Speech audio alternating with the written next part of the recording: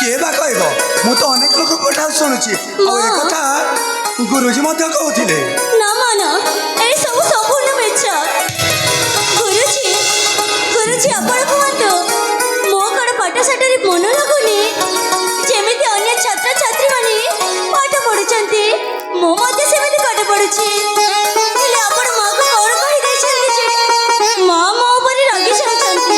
ଆଲୋ ଏ ସମ୍ପୂର୍ଣ୍ଣ, ମୁଁ ତୋ ବିଷୟରେ କିଛି କହିନି ରାଣୀମାଙ୍କ ପାଖରେ।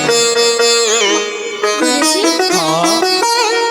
ରାଣୀମା ତୋତେ ମଜାରେ ମଜାରେ ଥଟ୍ଟା କରୁଛନ୍ତି ଲୋ। କଣ ଥଟ୍ଟା କରିଥିଲି? ମା, ଏସବୁ କଣ ଥଟ୍ଟା ଥିଲା? ଅଲୋ ମୋ ସୁନା ନାଟି, ଏସବୁ ଥଟ୍ଟା ଥିଲା। ଓ ତାହେଲେ ଆପଣଙ୍କୁ ମୋ ଉପରେ ଟିକେ ମଧ୍ୟ ବିଶ୍ୱାସ ନାହିଁ? ସମ୍ପୂର୍ଣ୍ଣ ହଁ ମା, ବସ୍ ମା ବସ୍। ମୁଁ ଜାଣିଛି ଆପଣ ମୋତେ ଜମାରୁ ଭଲ ପାଉନାହାନ୍ତି। ତୁ ଏମିତି କାହିଁକି ହଁ କହୁଛୁ ମା, ମା?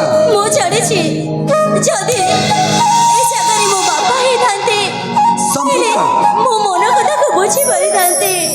କିନ୍ତୁ ଆପଣ ମୋତେ ଯେମିତି ଥଟ୍ଟା କରିଛ ନା ମା, ମୋତେ ସେମିତି ଥଟ୍ଟା ଜମାରୁ ପସନ୍ଦ ନୁହଁ ମା।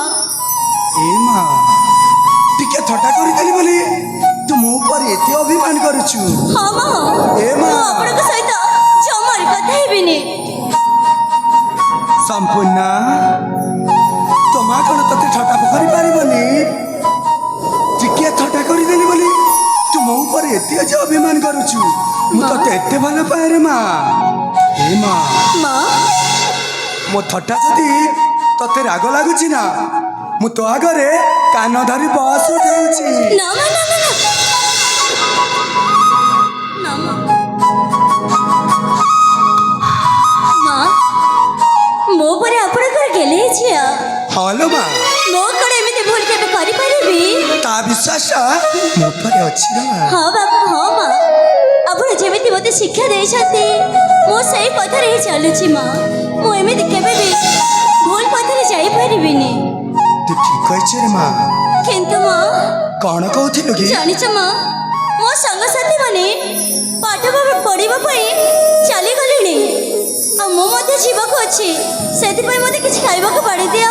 ମୁଁ ଶୀଘ୍ର ମୋ ସାଙ୍ଗ ସହିତ ସେଇ ପୁଷ୍ପୋଦ୍ୟାନକୁ ଚାଲିଯିବି। ମୁଁ ସେ କାମଟା ଆଗରୁ ସାରି ଦେଇଛି ରେ ମା। ତୋ ମନ ପସନ୍ଦର ଜିନିଷ ତିଆରି କରିଦେଇ ଯା, ତତେ ଖାଇବା ବାଡ଼ି ଦେଇଛି। ହେଲେ କଣ କଣ ରୋଷେଇ ହେଇଛି ମା? ତୋ ମନ ପସନ୍ଦର ଜିନିଷ ତିଆରି ହେଇଛି। ସଦା ଖାଇଛନ୍ତି ମା? ହଁ ଲୋ ମା। ହେଲେ ଶୀଘ୍ର ଦିଅ, ମୁଁ ଖାଇକି ଶୀଘ୍ର ଚାଲିଯିବି। ଠିକ ଅଛି, ତୁ ଆସ, ମୁଁ ଗୁରୁଜୀ ସାଥିରେ ଆସୁଛି। ହଉ ଠିକ ଅଛି।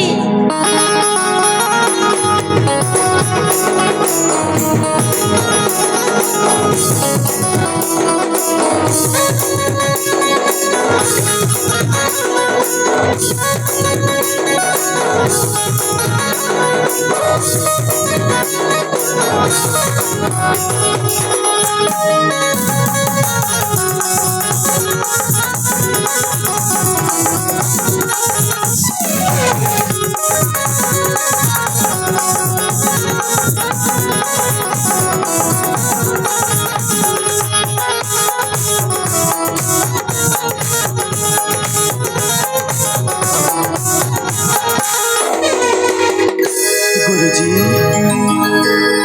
ଆପଣଙ୍କୁ କିଭଳି ଧନ୍ୟବାଦ ଦେବି ରାଣୀ ମୁଁ ଆଦୌ ବୁଝିପାରିନି ଗୁରୁଜୀ। ଆପଣ କହିଲା ଭଳି ମୋ ଝିଅ ସର୍ବଗୁଣରେ ସମ୍ପୂର୍ଣ୍ଣ। ରାଣୀମା, ଗୁରୁଜୀ, ଆପଣ ବି ପ୍ରତ୍ୟେକ ଶିଶୁମାନଙ୍କୁ ଶିକ୍ଷା ଦେବା ପରା ମୋର କର୍ତ୍ତବ୍ୟ ରାଣୀ। ସେଇଟା ତ ଆପଣଙ୍କ ମହାନତା ଗୁରୁଜୀ। ହଁ ରାଣୀମା, ଆପଣଙ୍କ ଝିଅ ବୋଲି ନୁହେଁ, ଏ ସମଗ୍ର এই ଅମରାବତୀର ସମସ୍ତ ପୁଅ ଝିଅମାନଙ୍କୁ ମୋର ଶିକ୍ଷା ଦେବାକୁ ଆଉ ମୋର କର୍ତ୍ତବ୍ୟ ରାଣୀମା, ମୋର କର୍ତ୍ତବ୍ୟ। ତେବେ ଠିକ ଅଛି ଗୁରୁଜୀ, ଦେଖୁ ଦେଖୁ ସମୟଟା କେତେ ଯେ ହେଇଗଲାଣି। ରାଣୀମା, ଆପଣଙ୍କୁ ବି ବିଦ୍ୟାଳୟ ଯିବା ସମୟ ହେଇଗଲାଣି। ହଁ ରାଣୀମା, ତେବେ ଠିକ ଅଛି ଗୁରୁଜୀ, ଯିବା ଏଥର। ତେବେ ଯିବା।